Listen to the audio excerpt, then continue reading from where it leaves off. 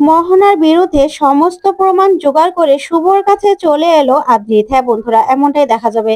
তাই সম্পূর্ণ জানতে ভিডিওটিতে লাইক দিয়ে চ্যানেলকে সাবস্ক্রাইব করে দেখতে থাকুন। গল্পের শুরুতেই দেখা যাবে শুভ সেবন্তীর সঙ্গে দেখা করে এসে দেবিকাকে বলে, থ্যাংক ইউ কাকিমা। আপনি যদি আজকে এই আমাকে ভিজিটিং কার্ডটা না দিতেন তাহলে মায়ের সঙ্গে আমার দেখা হতো না। তখন দেবিকা বলে, আচ্ছা শুভ, দিদির সঙ্গে তোমার দেখা হলো? তখন শুভ বলে, না মা ঘুমিয়েছিল তো তার জন্য আমি উঠাইনি। মায়ের জন্য খাবার রান্না করে নিয়ে এসেছি, মাকে আপনি খাইয়ে দিবেন। এই বলে চলে যেতে লাগলে দেবিকা বলে, শুভ দাঁড়াও। তখন শুভ দাঁড়িয়ে গেলে দেবিকা বলে, শুভ, আমি তোমাকে একটা অনুরোধ করছি মা, তোমার জন্যই কিন্তু আমি রায়চৌধুরী বাড়িতে থেকে যেতে রাজি হয়েছি। আর তুমি তুমি সেখান থেকে বেরিয়ে এলে আমি তোমাকে হাত জোর করে বলছি মা, এবার তুমি বাড়িতে চলে এসো। না হলে না হলে বাড়িটা যে পুরো ভেঙে যাবে, সবাই সবাই ভাগ হয়ে যাবে মা, সেটা আমি হতে দিতে পারি না। আমার খুব কষ্ট হচ্ছে, সব মানুষগুলো যে যার স্বার্থ দেখছে। তখনই শুভ বলেন, না কাকিমা, আমি যেতে পারবো না। কারণ আমি যদি এখন ও বাড়িতে চলে যাই তাহলে আমি সবার কাছে ছোট হয়ে যাব। সবাই আমাকে ভুল বুঝবে, স্বার্থপর ভাববে। না, সেটা আমি কিছুতেই হতে দিতে পারি না। আর আমার নিজেকে নিজে প্রমাণ করতে হবে। সব প্রমাণ আমাকে জোগাড় করে আমাকে ওই বাড়িতে যেতে হবে। না হলে এখন গেলে আমি বাড়িটা তো বাঁচাতে পারবোই না, উল্টো আরো বাড়িটা আরো ভেঙে যাবে। তাই কাকিমা আপনি যেভাবে আছেন সেভাবে থাকুন। তখন দেবিকা বলে, আমি তোমার সঙ্গে যোগাযোগ রাখতে চাই শুভ, কেশবের জন্য হলেও তোমার সঙ্গে আমি যোগাযোগ রাখতে চাই, সেটা তুমি না করো না। তখন শুভ বলে, দরকার হলে আমি আপনার সঙ্গে যোগাযোগ রাখবো। তখন এই বলেই দেবিকাকে প্রণাম করে আর বলে, আমার দুজন মা, আমার মা মারা যাওয়ার পরে আপনাকে আর আমি মাকে পেয়েছি। আসলে আদির আদির জন্যই আপনাদের সঙ্গে আমার দেখা হয়েছে। তবে যাই হোক না কেন, এখন আমি যদি এখানে দাঁড়িয়ে কথা বলি তখন কিন্তু আপনার ছেলে দেখলে আবার আরো ভুল বুঝবে আমাকে। তাই এখন আমাকে যেতে হবে। আমার দরকারে আমি আপনার সঙ্গে কথা বলে নেব, ঠিক আছে? এই বলে শুভ সেখান থেকে চলে যায়। তখন দেবিকা কাঁদে আর মনে মনে বলে, মেয়েটা বড্ড ভালো ঠাকুর, আমার ছেলেটা আর মেয়েটাকে এক করে দাও। ওদের অভিমানের পাহাড় যে অনেক উঁচু হয়ে আছে, তুমি অভিমানের পাহাড়টা গলিয়ে দাও ঠাকুর। ওদেরকে তুমি এক করে দাও, ওরা যেন খুব তাড়াতাড়ি এক হতে পারে। দুজন দুজনকে ছাড়া যে না হলে থাকতে পারবে না। এই ভেবে দেবিকা কাঁদতে থাকে। ওইদিকে মোহনা আইসক্রিম খাচ্ছে আর বলে, জানো তো সুমিত, আমার না আইসক্রিম খুব পছন্দ। ছোটবেলায় মায়ের সঙ্গে যখন যেতাম বাইরে, আমি আর দাদা ভাই আইসক্রিম খেতাম। ওইদিকে সুমিত মোহনার ফোনের লকটা খোলার চেষ্টা করে, কিন্তু কিছুতেই পারে না। তখনই মোহনা বলে, না, আর আইসক্রিম খাওয়া যাবে না, বুঝতে পেরেছো? আমার না ঠান্ডা লেগে যাবে। তখন সুমিত বলে, ঠিক আছে, তাহলে চলো আমরা ঘুরতে যাই, সামনেই না একটা কাবাবের দোকান আছে। তখন মোহনা বলে, সত্যি যাবে? তাহলে চলো।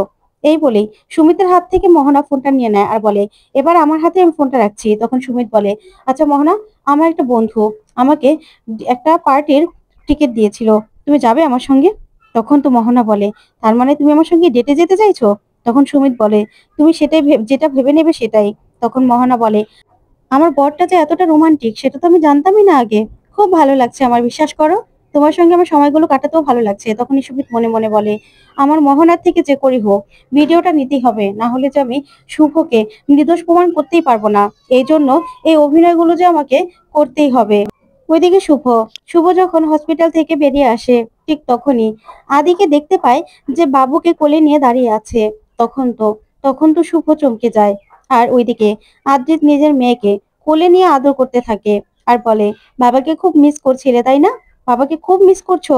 তখনই শুভর মনে পড়ে যায় আদ্রিত আর শুভর একসঙ্গে কাটানো সেই মুহূর্তগুলোর কথা। এগুলো ভেবেই শুভর চোখ বেয়ে জল পড়তে থাকে। তখন শুভ নিজের চোখের জল মুছে সামনের দিকে এগিয়ে আসলেই কমলি ভয় পেয়ে যায় আর বলে, শুভদি, আসলে দাদা ভাই। তখনই আদি আদি শুভকে দেখে বলে, দেখো শুভ, আমি তোমাকে বলছি যে নিজের মেয়ের কথা ভেবে হলেও দেখো, এসব এসব করো না। এইভাবে রাস্তায় দাঁড়িয়ে এভাবে কি থাকা যায় বলো তো? তখনই শুভ বলে, কমলি, তোমার দাদা বাবুকে বলে দাও আমাদের কথা ভাবতে হবে না। আমি আমি যেভাবে আছি আমার মেয়ে সেভাবেই থাকবে। অনেক মানুষেরই এরকম সৌভাগ্য হয় না যে রাজপ্রাসাদে থাকার। আর তাছাড়া সবসময় যে মানুষ একরকম থাকে সেটাও তো হয় না।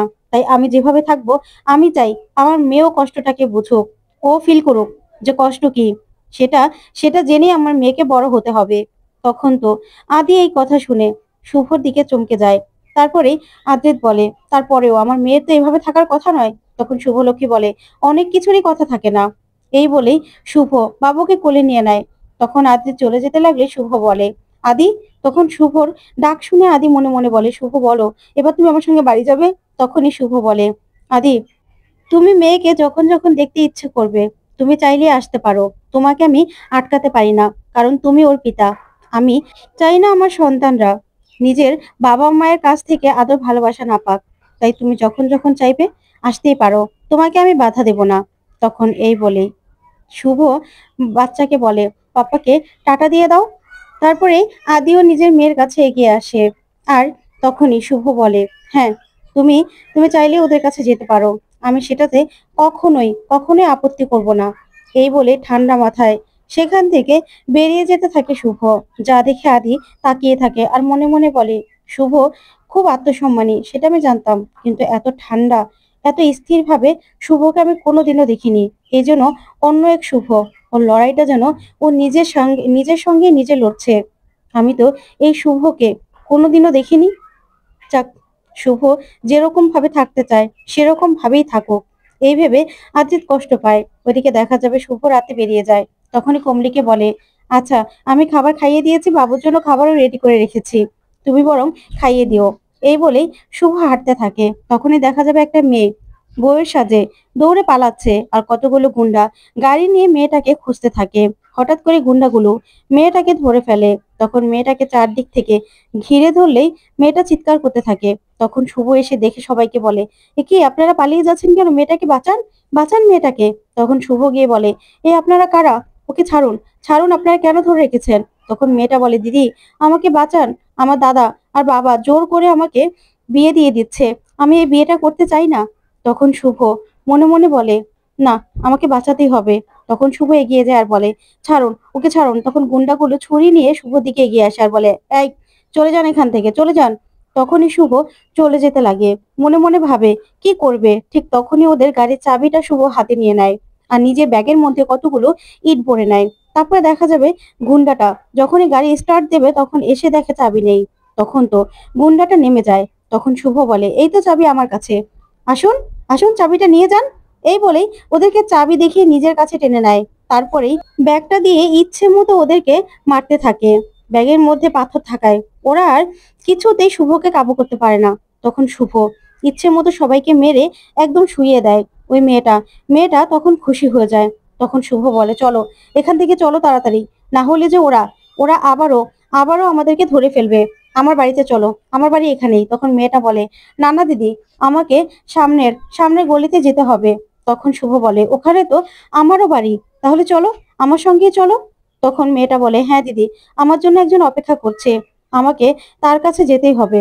তখন শুভ বলে, বেশ, আমি তোমাকে নিয়ে যাচ্ছি, দিদি যখন বলেছো তাহলে দিদির দায়িত্ব তো পালন করতে হবে। তো বন্ধুরা, আজকের আপডেটটি কেমন লাগলো অবশ্যই কমেন্ট করে জানাতে ভুলবে না। ধন্যবাদ।